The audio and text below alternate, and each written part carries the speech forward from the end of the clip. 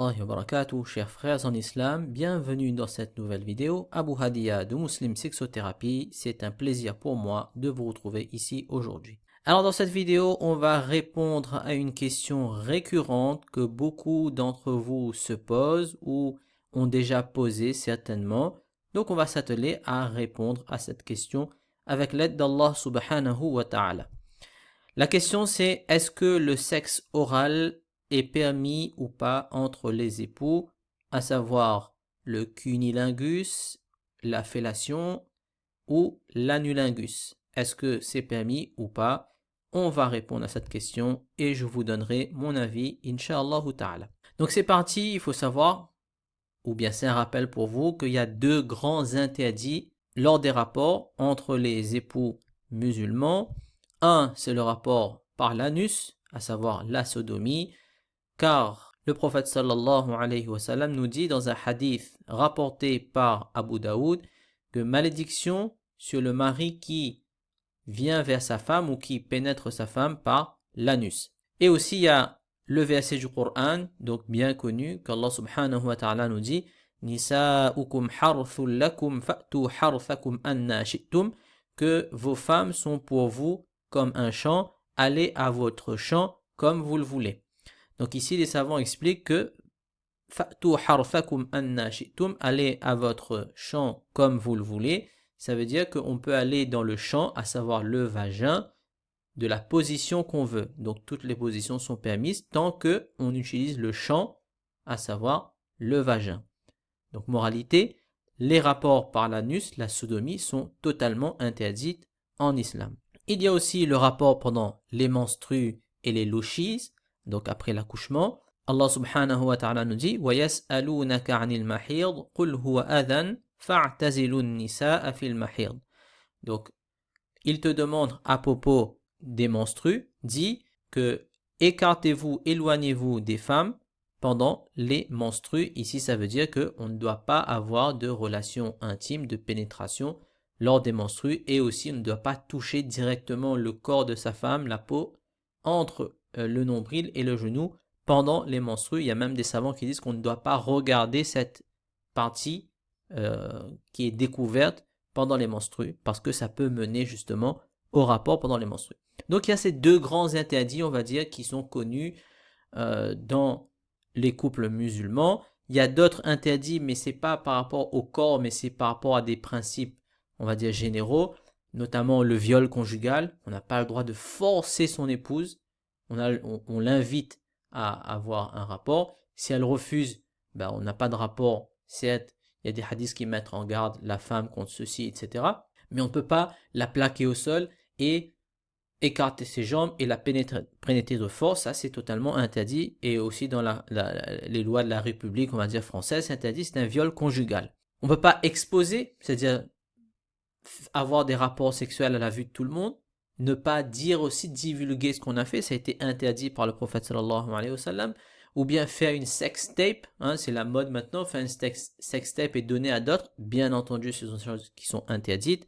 Et aussi le sadomasochisme, donc des pratiques de torture où on fait mal, où on fouette, où on tape, où on pince, où on griffe, en tout cas c'est interdit parce que c'est un tort pour le corps. Comme le prophète sallallahu alayhi wa sallam l'a dit, Inna li badanika alayka haqqun, que notre corps, nos corps ont un droit sur nous. Donc là, on va à l'encontre de ce principe-là. Donc, moralité, si vous voulez, les deux grands interdits, lorsque tous les petits interdits que je viens de vous citer sont respectés, pas de viol conjugal, pas d'exposition, pas de pratique sadomasochiste. Donc, les deux grands interdits qui restent entre les époux musulmans, c'est les rapports par l'anus et les rapports pendant les menstrues. Du coup, la question c'est, ok, donc maintenant, si on décide d'avoir un rapport oral, c'est-à-dire d'utiliser la langue, la bouche, les lèvres pour stimuler les parties génitales de la femme ou de l'homme, donc le cunnilingus, la fellation ou l'anulingus aussi, est-ce que c'est halal ou pas? Eh bien, il faut savoir qu'il n'y a aucun texte explicite sur la question. C'est-à-dire que dans le Coran et dans la Sunna, on ne va pas retrouver explicitement que le prophète sallallahu alayhi wa sallam ou que Allah subhanahu wa ta'ala a dit que aller embrasser ou sucer ou lécher les parties intimes de son époux ou son épouse, c'est interdit. Donc il n'y a aucun texte explicite sur la question. Du coup, les savants divergent sur cette question pour déterminer est-ce que c'est halal, est-ce que c'est permis, est-ce que c'est haram, est-ce que c'est interdit. Donc, certains savants disent que c'est permis. C'est permis. Pourquoi? Parce qu'il n'y a aucune interdiction explicite. Le prophète sallallahu alayhi wa sallam et Allah subhanahu wa ta'ala n'a pas rendu cela interdit explicitement dans les textes de la sunna et du Coran. Et en plus, vu qu'on a fait le nikah, on s'est marié, donc tout le corps de l'époux et de l'épouse est halal pour son partenaire, pour son époux, son épouse. À l'exception de l'anus, à l'exception du vagin en état de menstru ou bien entre le nombril et le genou en état de menstru.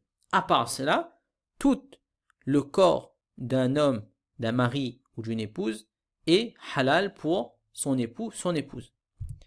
Donc, ça veut dire qu'on peut aller embrasser n'importe quelle partie du corps de son époux ou son épouse. C'est pour cela que ces savants-là disent que c'est permis. Il y en a d'autres qui disent que c'est interdit, totalement interdit. C'est-à-dire que oui, il n'y a pas d'interdiction explicite de la pratique, certes, mais il y a des principes généraux à respecter, à savoir que Allah subhanahu wa ta'ala a anobli l'être humain. وَلَقَدْ كَرَّمْنَا بَنِي آدَمَ, que les êtres humains, Allah subhanahu wa ta'ala les a honorés, les a mis sur un piédestal. C'est, on va dire, la meilleure des créatures, ashraful makhluqat. Et le fait d'aller justement lécher les parties intimes de l'époux ou l'épouse, ça a une ressemblance avec les bêtes, la bestialité. Ce sont les animaux qui s'accouplent devant tout le monde, qui se reproduisent devant tout le monde parce qu'ils n'ont pas d'interdit et se lèchent les parties intimes les uns les autres parce qu'eux, ils n'ont pas d'interdit pour eux. Donc c'est ressemblance avec la bestialité. Et c'est aussi un déshonneur. Le fait que Allah subhanahu wa ta'ala a anobli l'être humain, l'a mis sur un piédestal, l'a fait ashraful makhluqat, tomber dans cette pratique, à savoir aller lécher les parties intimes de l'époux ou de l'épouse, c'est dégradant, c'est déshonorant. Donc, à cause de cela, certains savants disent que non, c'est totalement interdit, on ne peut pas faire cela. Et puis, il y a un troisième avis qui est un peu plus nuancé et qui dit que oui, c'est permis en soi, parce qu'il n'y a rien d'explicite qui est interdit, mais, alors j'explique cela, il n'y a aucun texte explicite, comme on le voit depuis le début de cette vidéo, mais il ne faut pas considérer la sunna et le Coran juste quand il n'y a pas de texte. Mais il faut prendre tous les enseignements du Coran et de la Sunna et mettre tout ensemble, avoir une vision globale et pouvoir statuer, pouvoir juger est-ce que cette action est permise ou permise. Or, il faut savoir qu'il y a d'autres principes qui s'appliquent dans la vie de tous les jours d'un musulman. L'interdiction d'ingérer des substances impures. Ça, c'est quelque chose que interdit. Allah subhanahu wa ta'ala nous a interdit d'ingérer des substances qui sont impures. Or, il faut savoir que les fluides sexuels, que ce soit de l'homme, que ce soit de la femme, donc les sécrétions avant éjaculation, donc lorsqu'il y a l'excitation, on appelle ça le mavi, le sperme, le mavi, l'urine, etc. Pour l'homme, ce sont des substances qui sont impures. Et les fluides sexuels féminines, donc la cyprine, lorsqu'il y a l'excitation, on va dire vulgairement la mouille, selon la majorité des savants, c'est impur. Donc, du côté de l'homme, le mavi, le mani, et du côté de la femme, la cyprine, donc la mouille, en guillemets, selon la majorité des savants, c'est impur. Donc, le fait d'aller lécher, sucer ou embrasser à ces endroits-là, il y a le risque d'ingérer des substances impures et c'est totalement haram, c'est interdit. Il y a aussi l'interdiction de causer sa propre perte. Voilà. Ne faites pas votre propre perte, ne vous mettez pas dans la destruction. Il faut savoir qu'il y a certains médecins qui avancent que la pratique du cunnilingus et de la fellation peut causer le cancer de la gorge à cause le papillomavirus, etc. En répétant cette pratique assez souvent, ça peut causer le cancer de la gorge. C'est exactement comme si vous voulez la cigarette. La cigarette, il y a certains savants au début qui disaient que c'était permis parce qu'il n'y avait aucun texte explicite. Et puis quand on a vu les dégâts que causait la cigarette, notamment le cancer des poumons, ou le cancer de la gorge aussi d'ailleurs, ils ont décrété la cigarette interdite. Pourquoi? Parce qu'Allah subhanahu wa ta'ala nous dit, ne faites pas vous-même votre propre destruction, n'ayez pas des pratiques qui vous emmènent vers la mort. Or, fumer, on sait très bien que ça emmène le cancer emmène la mort. Donc c'est exactement la même logique pour le cunnilingus et la fellation. Comme ça peut causer le cancer de la gorge, donc on ne doit pas causer nous-mêmes notre propre perte. Alors il faut savoir qu'il n'y a pas consensus dessus des médecins, mais en tout cas c'est en train d'être débattu, c'est en train d'être cherché. Si c'est avéré et qu'il y a consensus, tout le monde est d'accord dessus que la fellation et le cunnilingus causent le cancer de la gorge, à ce moment-là ça deviendrait interdit. Et il y a aussi le non-respect du Coran. Je vous explique. Le prophète sallallahu alayhi wa sallam dans sa vie nous a montré que pour les choses sales, le nettoyage, etc., il utilisait sa main gauche. Et pour ce qui était bien, le fait de se parfumer, de se peigner, de se brosser les dents, tout ce qui était amené la pureté, c'était la main droite. Donc on voit ici que le prophète sallallahu alayhi wa sallam faisait bien la distinction lorsqu'il y avait les choses sales, il ne mettait pas sa main droite à cet endroit-là parce que la main droite, par définition, c'est la main où on fait le bien.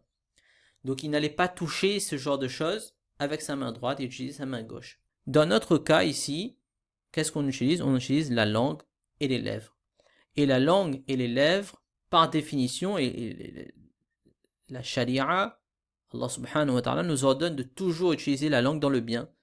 Donc, dire de bonnes paroles, faire la da'wa, ne pas mentir, ne pas médire, faire le dhikrullah, l'évocation d'Allah, réciter les salutations sur le prophète sallallahu alayhi wa sallam, et surtout lire le Coran.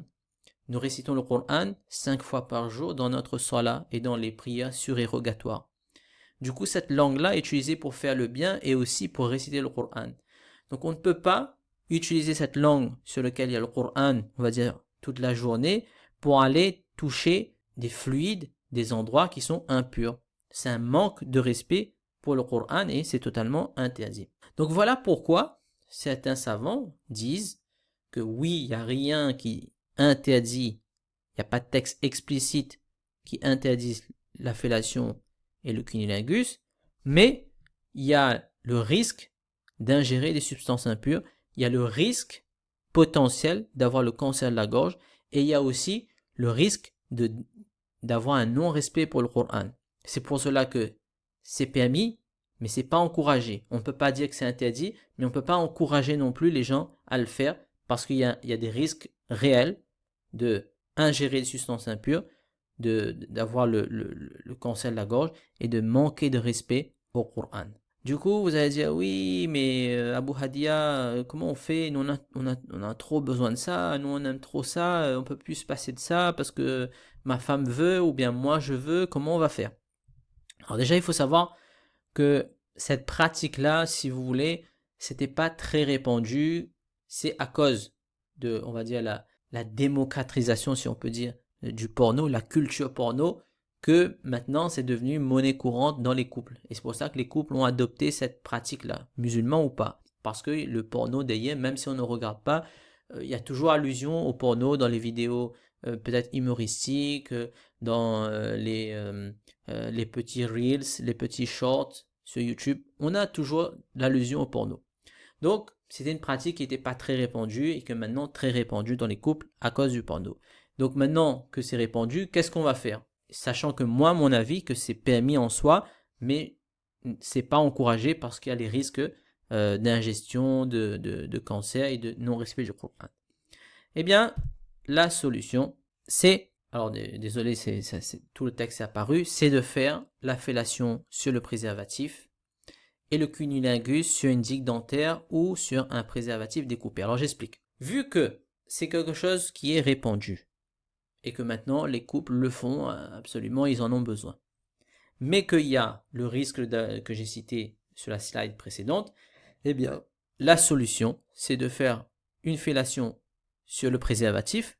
Donc dans ce cas-là, on ne va pas ingérer les substances impures et on n'aura pas aussi le problème de cancer de la gorge et il n'y a pas aussi justement le principe de non-respect du Coran vu qu'il y a une barrière entre les fluides et la partie génitale et notre bouche. Pareil pour le cunnilingus, c'est d'utiliser une digue dentaire. Alors une digue dentaire, c'est comme un carré de latex qu'on va poser sur la vulve de la femme et ensuite on va faire le cunnilingus par-dessus. Dans ce cas-là, pareil, on n'est pas directement en contact avec la vulve et les fluides et comme cela, ça nous permet de ne pas être dans l'interdit. Alors les digues dentaires, on va dire que c'est un petit peu, ça demande un petit budget quand même. La solution facile pour être préservé, c'est tout simplement de découper un préservatif. Alors il y a une façon de le découper, je vous mets un lien dans la description de cette vidéo. Vous pouvez voir comment vous pouvez découper un préservatif pour avoir une sorte de digue dentaire pour pouvoir faire le cunnilingus.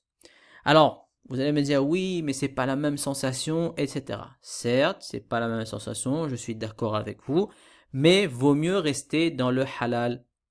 Vaut mieux rester dans ce qui est halal et ne pas tomber dans ce qui est haram. Alors donc, on n'encourage pas, le mieux c'est de ne pas le faire. Soyons clairs, le mieux c'est de ne pas le faire. Mais si vraiment vous en avez besoin dans votre couple, etc., la seule façon que c'est halal, c'est le préservatif. Donc fellation de préservatif ou cunnilingus sur digue dentaire ou préservatif découpé. Et c'est ça mon avis. Donc, retenez que je ne suis pas responsable. Si vous avez fait le cunnilingus ou bien on vous a fait une fellation directement, si c'était haram, etc., je ne suis pas responsable. Le mieux, c'est de ne pas le faire. Si vraiment vous voulez le faire, la seule solution pour que ce soit halal, c'est utiliser le préservatif.